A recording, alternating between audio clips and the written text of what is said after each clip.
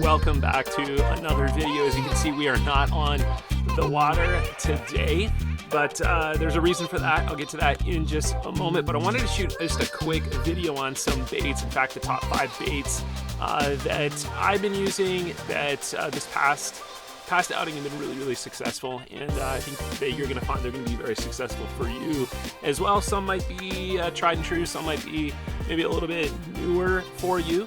But yeah, we'll get to that here in just a moment. But the reason no fishing video is because I dropped my phone in the river. First time I've ever done that before. And man, I just fumbled it. It was just the stupidest thing I've ever done before. Just grabbed my phone off the tripod and clearing some images, whatever, to free up some space, and dropped it in the river.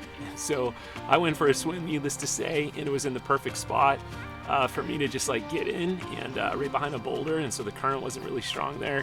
Was able to retrieve it, and it actually still works, shockingly. But been doing all my recording on my phone, so you didn't really get a whole lot of video after that, as you can imagine. So, but I'll put some pictures up. My buddy got some photos and such of some of the fish we caught. We caught some really nice fish, some good average size, and then a few good decent sized fish.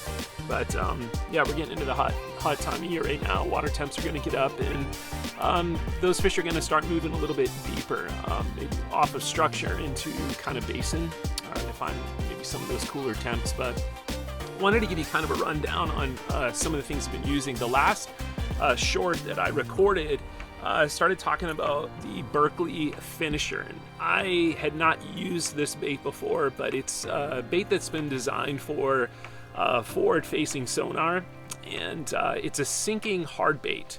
And as you can see, it doesn't have a lip. It's lipless, but it has kind of that flat nose, flat front to it. But this bait, I've been really excited to try. It's got a little bit of a rattle to it. This one's in the perch color. Obviously in the river, it's kind of dicey using this bait, but because it sinks, right? And so you got to be selective in where you use it. And I was very selective where I used it, but first cast, caught a fish with it. I don't think I have a picture of that particular fish, but that definitely caught fish for me. I didn't use it a ton because I needed to be a little selective. But I'll get to a different bait here in a minute, but I ended up using this color a little bit more because the clarity of the water, it was just clear, right? So clear water, more natural kind of colors, and this silver and blue is really just kind of a go-to standard color. I think we all kind of know that. Has this orange bottom to it, but man, slammed the fish on this as well. There was one spot in particular where, man, we just got into him, and this was a lot of fun to fish with. But you can use this bait in so many different ways. It's so erratic in the water, and so if you've not tried this bait, you need to give it a try. You need to spend some time in the water with it, and just like how to use it. It definitely will sink fairly fast, and so you got to be mindful of that. But you can just really twitch it and make it very erratic. And so I got to one point where I was just popping. Every time I turned the reel, I was just popping it. And the fish were hammering it. So awesome bait to try. Biggest fish we caught, that I caught at least that day, was 24 inches. Not huge. Again, I'll put a photo up here for you to take a peek at that fish, but really nice chunky fish.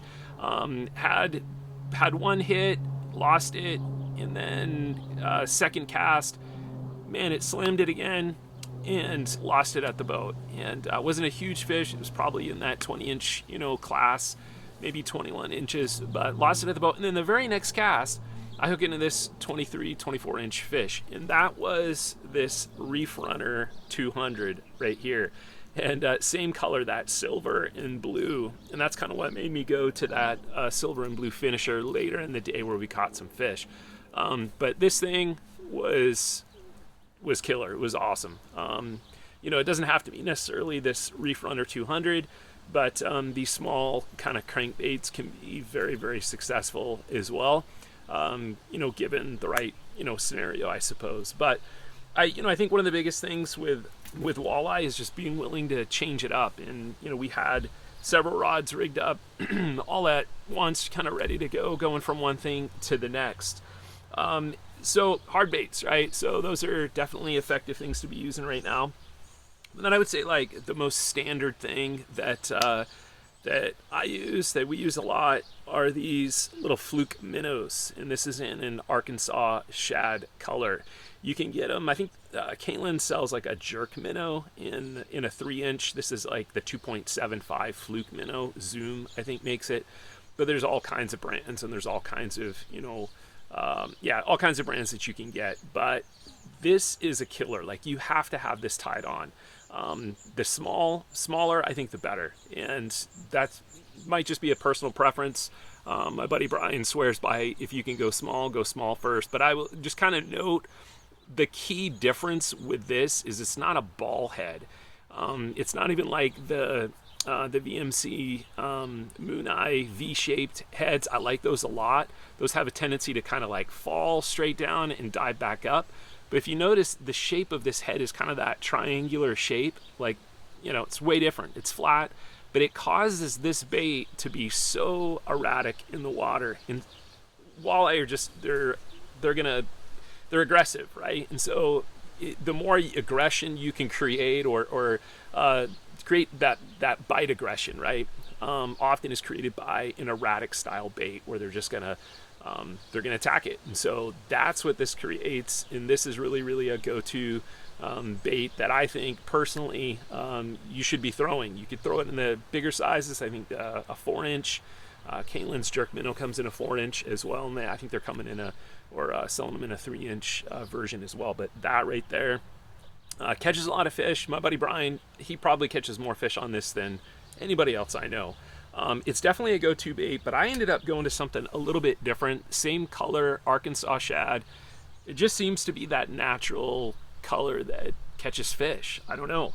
But one of the things we kind of noticed was just drifting, letting it float in the current. And just the more it just kind of sat there and like fluttered in the current, the more the fish just kind of wanted it. And it wasn't always kind of that big jerk and pop. It was more just like letting it float in the current. And obviously this is like a river, scenario.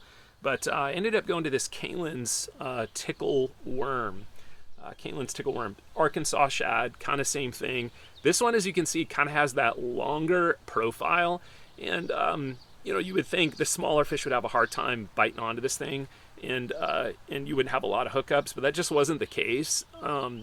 Had a lot of hookups, not anything really big. I think the biggest fish I caught on this was like maybe 17 and a quarter.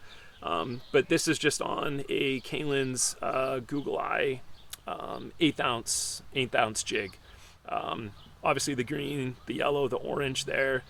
Don't think the color makes a whole lot of difference. I think we obsess way too much on color profiles of jig heads, and not a firm believer that it matters a whole lot. Still get the tag in there on that. I know that's kind of annoying, but this was very effective, and I basically left this on for the latter half of the day, right till evening, and I caught fish on it pretty much the whole time. But again, it was a lot of just going through, having these rigged up at different times, and throughout the day as we kind of floated, it was like, okay, this is going to be a good crankbait section here, and so let's throw the crankbait and pick it up and throw it. And so if I can recommend anything, it would be to have multiple rods rigged up. If you only got 2 or you only have 3 rods, rig them up with something different that are designed for these specific baits, whether it be a small tiny fluke bait, light jig head, something maybe a little heavier that you can throw, and then some sort of hard bait. And crankbaits obviously been around for a long time, but encourage you to maybe give these Berkeley finishers a try as well. They're designed for forward-facing sonar. I do not have that. So if you do have forward-facing sonar, these are going to pick up really, really well on your units. But again, you don't have to have that to use these baits. Just got to be around fish, right? And that's kind of the key. Make sure you're around fish and start popping this thing. And so many different ways to fish this bait, and still experimenting with it, and excited to keep using it throughout the season and see what it produces. But hope you guys get out there, catch some fish, put in the time that it takes to catch these fish. That's really the goal, I would say, or the key is spending the time on the water. The more time you spend on the water, the more you learn. And I'm still learning, definitely not an expert by any stretch of the imagination. The goal is just to get out there and just learn. And if you guys have feedback, you have maybe some baits that are really working for you this season, shoot me a comment below. Let me know what's kind of your go-to bait. What are you finding success with? And hope you get onto the water and tight lines. See you next time.